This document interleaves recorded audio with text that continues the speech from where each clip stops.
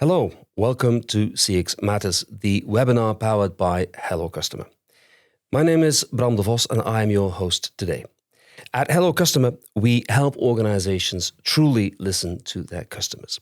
We bring together feedback from surveys, reviews, and customer interactions, and we analyze that deeply to understand what really drives satisfaction or dissatisfaction. And most importantly, we help companies prioritize what to act on first.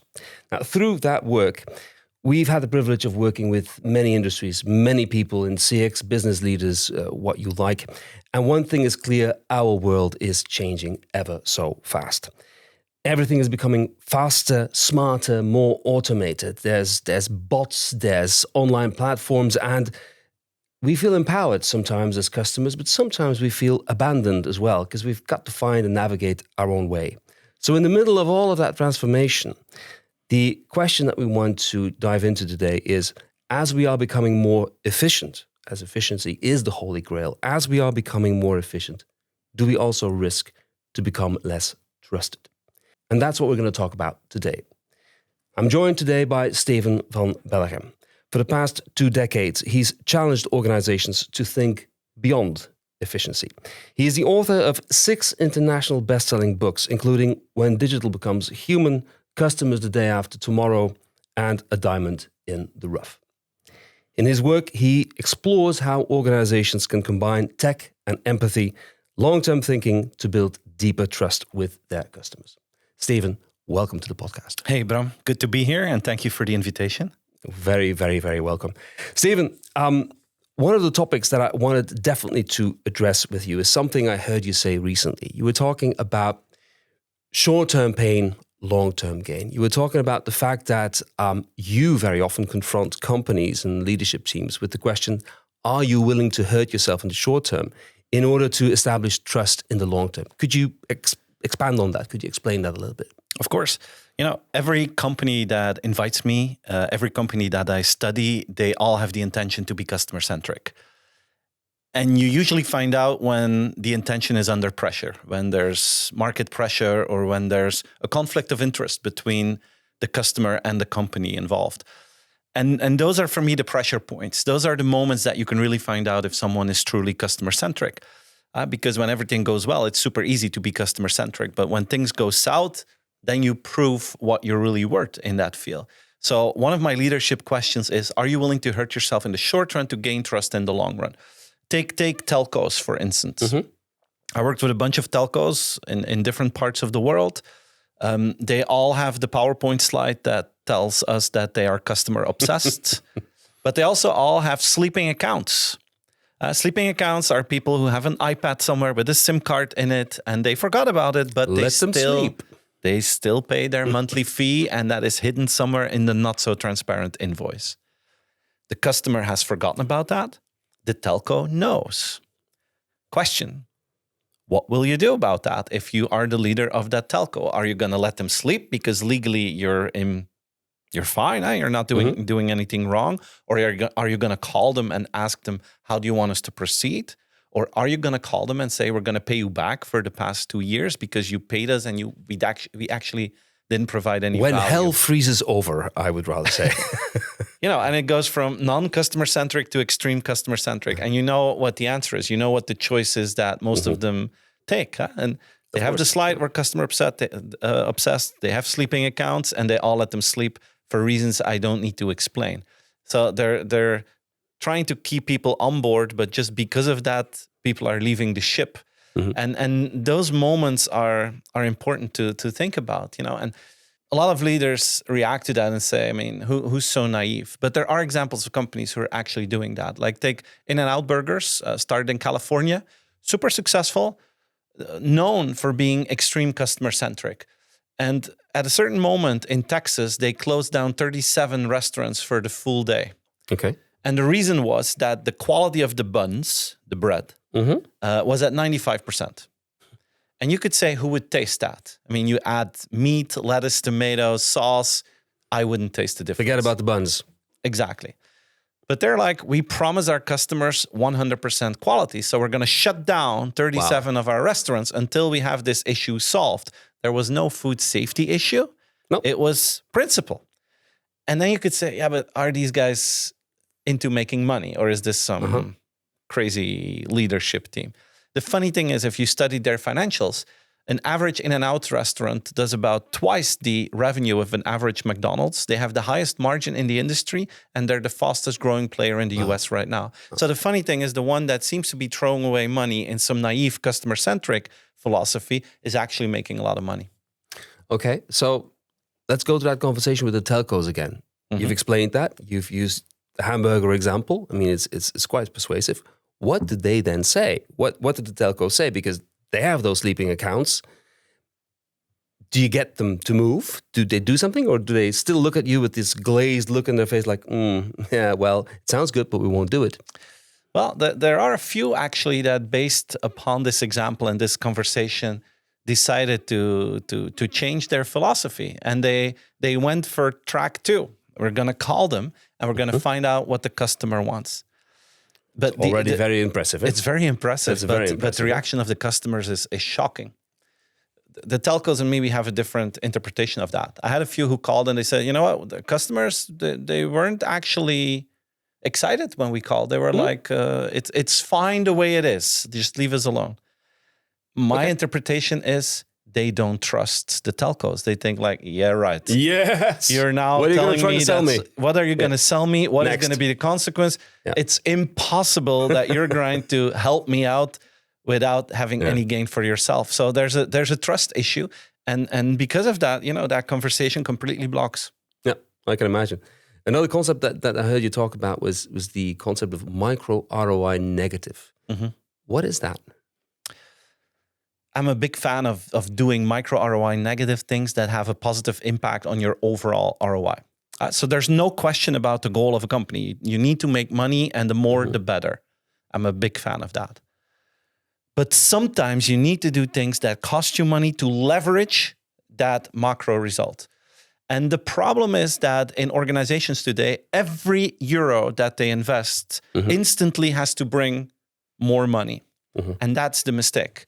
And because of that, obvious things are not done anymore. Like, I don't know if you recall this example, but in the US, it was a year ago or something like this, a car burned out. And in the car, there was a Stanley cup from the brand Stanley. And the person who took the video, she went to the car after the fireman took care of the fire. She shaked with the Stanley cup and the ice was still in it. So that's good product. Good heavens. Advertising, right? Yeah. So that went viral, that video. So the guys at Stanley saw that and they made a video. CEO said, you know what? Everyone's saying we should send you some Stanleys. We're going to do that, but we're going to do more. We're going to replace your vehicle. We're going to buy you a new car. He added the sentence, we've never done this before. We'll probably never do it again. That was the advice of the legal team. But basically, that's what they've done. And if I ask this to audience around the world, people always say, oh, this is brilliant. I mean, the leverage, PR-wise, the free communication, the goodwill. I mean, it's insane. Me personally, I've never heard of Stanley before. But now I saw this case. Yeah. And since then, I bought Stanley. And imagine how many people are telling this story like you are telling it now to our audience. So exactly. It just it's a gift that keeps on giving. Yeah. So everyone agrees it's a great idea. But the question is, Bram, why is hardly any company doing something like this? It's because they are afraid of being micro ROI negative and they're afraid of the consequences. You know how it goes? If the car burns down, some people see the video, and then around the coffee machine, people are saying, hey, did you see the video? What if we would buy that lady a new car? And everyone's super excited. They're like, oh, yeah, of course. And then a dangerous sentence shows up. Let's have a meeting about this. That already reduces your chances of success by meeting with 50%. Then you have a meeting, everyone's still excited until someone will say another dangerous sentence. I love the idea, but let me be the devil's advocate. Always. If someone, always someone says those words, you need to kick them out of the meeting room because it's the end of your idea. Yeah. If you pass that, at a certain point, everyone will say, okay, let's do it, but just let's check with legal. Then it's game over. Then it's definitely game over. Yeah. Then it's that's how you kill ideas. Yeah. And it's at a certain point, people will say, "I love the idea, but how can we calculate the return on this?" I don't think you need to calculate return on every small thing that you do. You have to do smart things that you can leverage to increase your overall ROI, but don't be obsessed with micro ROI positive. I have one for you for these not calculating ROI for everything you do. Think of you've got kids, right? I do. Now, you would love for them to eat more broccoli. That's true. Because it's very healthy. Yeah. You cannot calculate the amount of days, hours, minutes, years, whatever, that they're going to live longer and healthy because of the broccoli they eat. Nevertheless, they should eat broccoli. So that obsession that we have that obsession that we have with having to calculate everything before we open our mouths. Yeah. And of course, what I notice is that even with young people, it's so much ingrained in them to think, oh, it could be a good idea, but we probably shouldn't say this because somewhere down the line, somebody's going to call legal, somebody's going to say, what does the CFO think or whatever? And you're kind of self-suffocating the good ideas. You kill your own good ideas. You kill your own good ideas. We also make an extrapolation of what could go wrong. Yes. Like I work with I don't work with a company. I studied a company called Chewy, and they're in the pet food industry. And every time when a dog dies of one of their clients, they send a little gift with a handwritten card. It's part of their philosophy. They're the only company in the industry who does that. Why? Because some organizations, I talked about this with other organizations, they're like, yeah, okay, but what if we do it for this person and we forget to do it for the neighbor? Then the neighbor could become angry.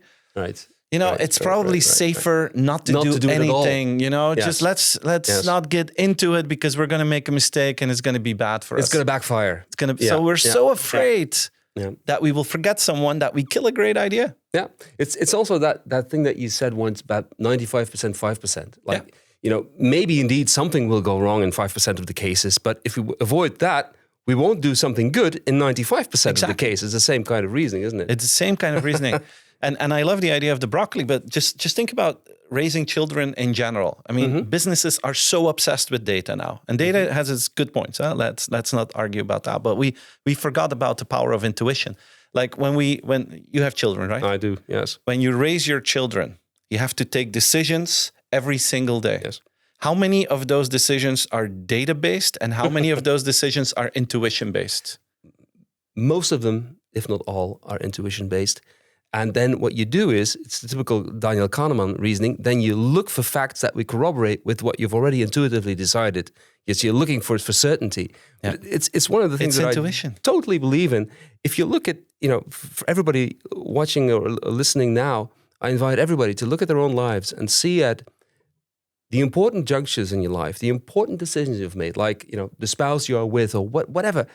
All those things have been pretty much intuitive decisions and have not been planned. You didn't, you know, on some kind of beautiful Tuesday say like, oh, my plan is tonight I might meet the woman of my life. Well, you can go out and hope for that always. That's great. But it's not something you plan to do and then happens.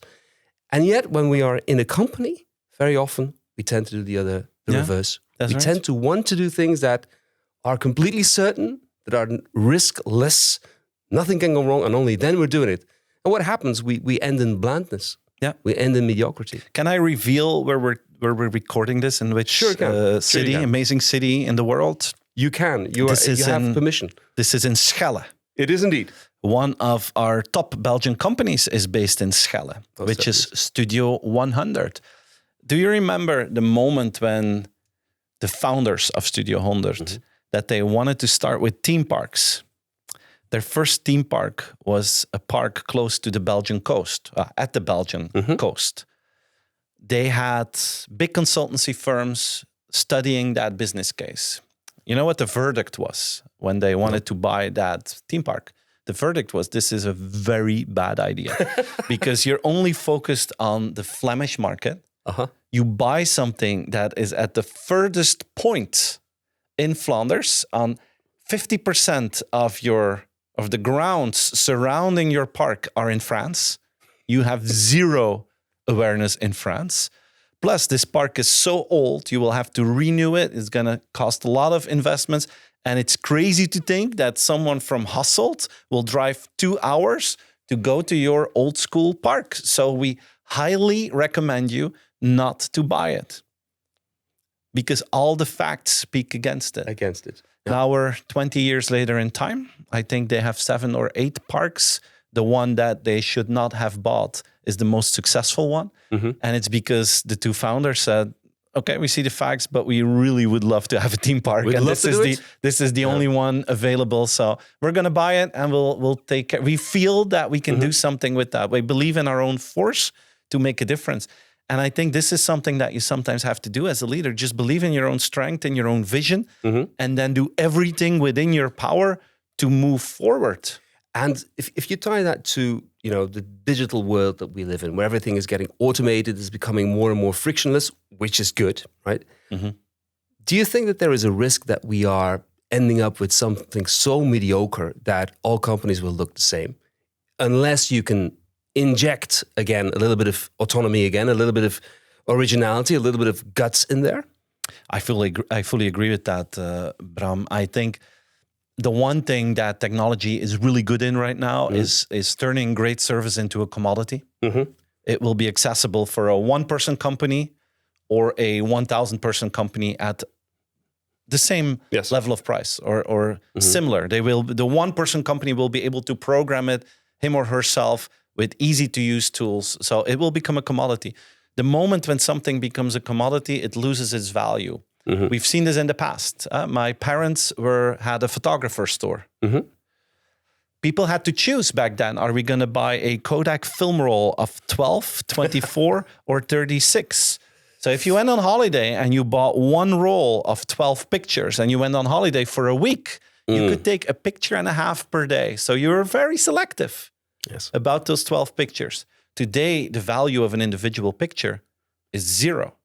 Look at what happened with email versus traditional mail. To send a letter, it takes effort. So you got 2 letters a day and it was super exciting. Today you get 200 emails a day and the value per email is 0. So this is what's going to happen with customer service. It's going to be all over the place. It's going to be available in your own language, 24/7, 0 friction. We're going to invest a lot of money in that. And the moment that we reach it, worthless. Non-differentiating. If you don't have it, you are some sort of a slow motion business or super niche in what you do. So you'll have to have it. It's hygiene.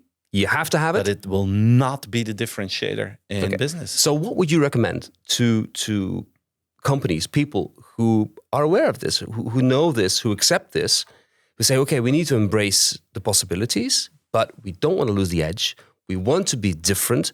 How can they be? Because on the other hand, there is that dark side, which is, okay, quarterly reporting. Of course, we have to, the business has to be run. How do you combine the two? How do you balance them out? I strongly believe that in a world where great service becomes a commodity, the differentiator will be the strength of your relationship that you have with customers. Okay. And strength of relationship will no longer be based on being frictionless. It will be based on connectivity. The moment that you reach perfection, then connection is more important than perfection. And it's touching people by the heart, creating ambassadors. And we've always talked about this. Yes, we have. Yeah. But there was a shortcut. There was advertising. There was, being a little bit better in service. All these things that were shortcuts to success. A lot of these shortcuts will disappear because of AI. The real differentiator will be the fact that people want to belong to your brand and to your community, that they want to be part of it, that they are proud of the fact that they buy from you. And is that also possible? Sorry to interrupt you, but is that also possible for very commoditized things, such as, you want to do your banking stuff, you want to do your payments, you have to be insured for things. Those are very banal things. Sure. They have to be okay. Yeah, absolutely. But is it also possible to have that sense of belonging with your bank, your insurance company, your what have you? Not with your bank and your insurance company, but with brands offering insurance services or banking services. Maybe you've seen this. A couple of days ago, Mr. Beast, the biggest, most successful YouTuber in the world, he acquired a fintech startup company called Step, which is offering financial services like bank accounts to mainly teenagers and young adults. He acquired that. And now he's going to tell his community, guys, or his message to his community is, guys, when I was really young, no one ever taught me how to deal with money. Suddenly, I had a lot of money. I had no idea what to do with it.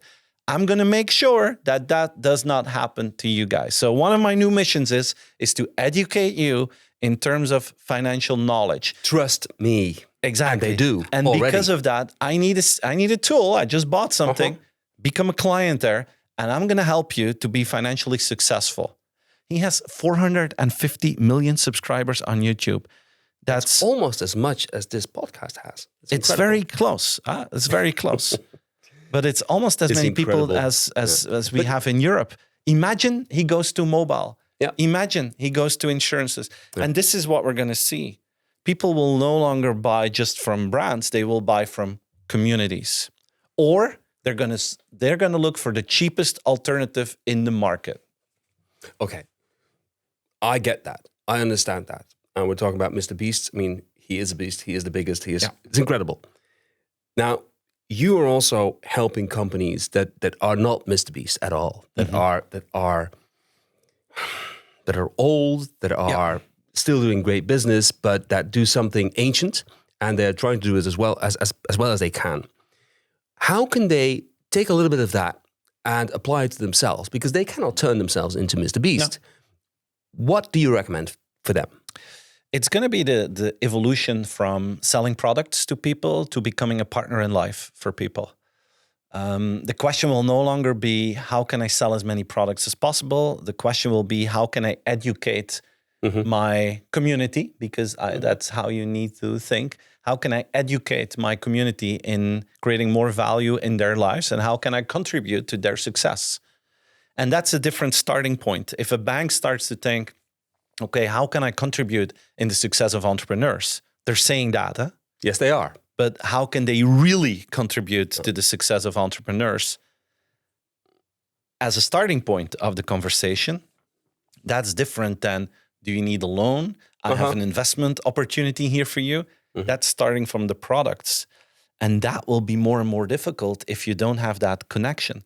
So we're going to have this interesting fight between, on the one hand, transactional perfection, and a feeling of deep belonging. And as a third player, cheap alternatives.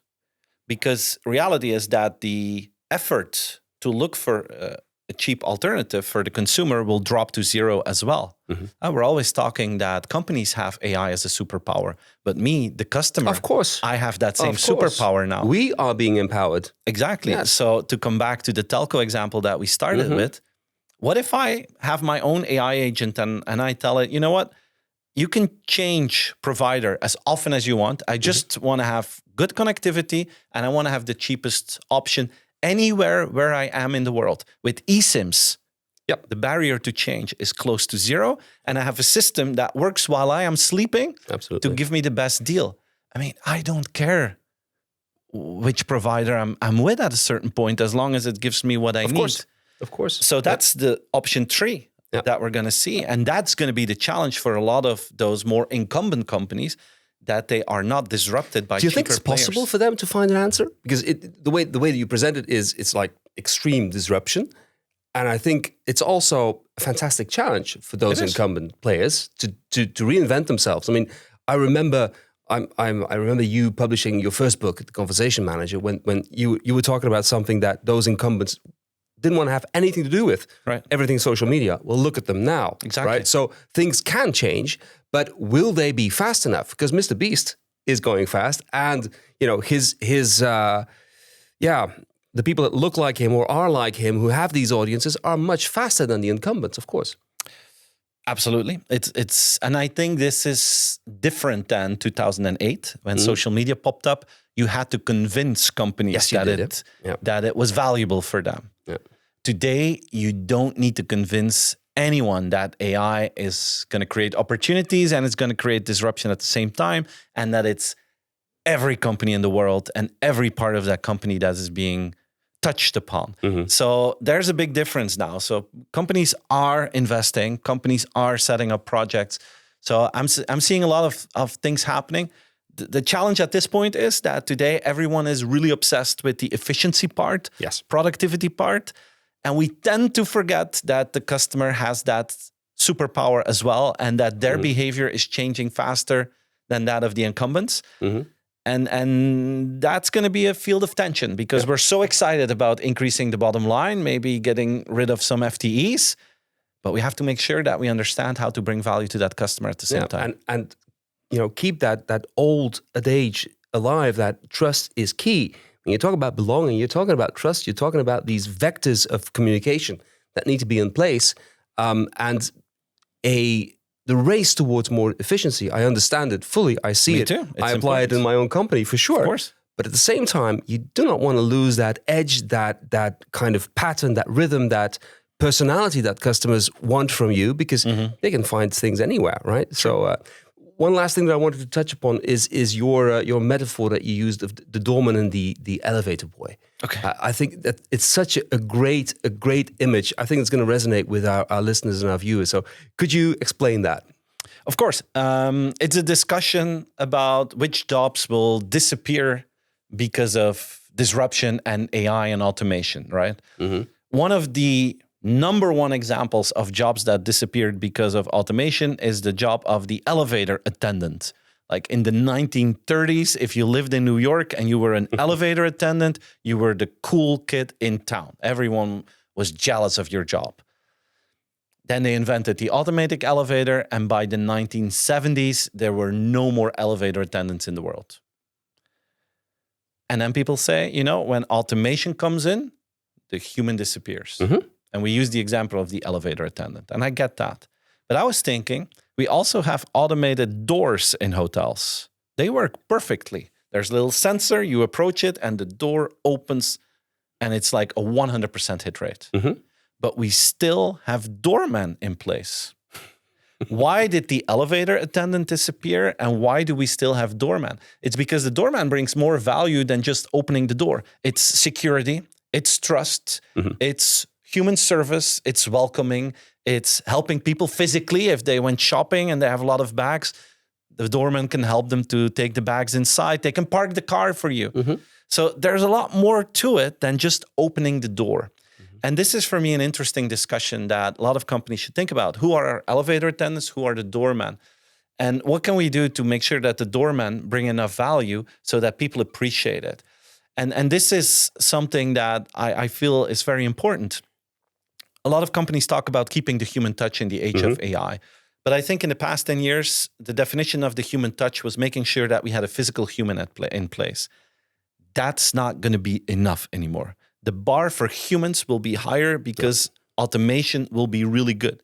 So the quality of the doorman has to be extremely, extremely good. So ask yourself, who are the doormen in our organization?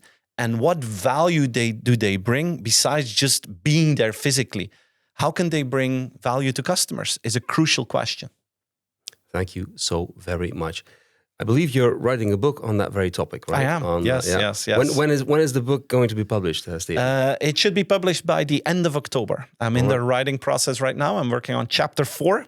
Okay. And it's still a lot of work, but I'm excited about it. We are excited about it. I'm looking forward to it very, very much. Thank you very much for joining me today for this discussion. It's wonderful, and then sadly we're running out of time, but I want to thank you for having been here, Steven. It's been a wonderful conversation. Always great to see you. And to you, dear audience, thank you for being with us. I hope you've enjoyed it. Remember the metaphor of the doorman. I think it's a very important one to take with you. I hope you've enjoyed it. If you want to be posted about everything we do, the webinars and the podcasts that we have, visit us at hellocustomer.com. Drop me a line. My name is Bram at hellocustomer.com. I love to hear your reactions. And for now, thank you so much. Have a great day. Goodbye.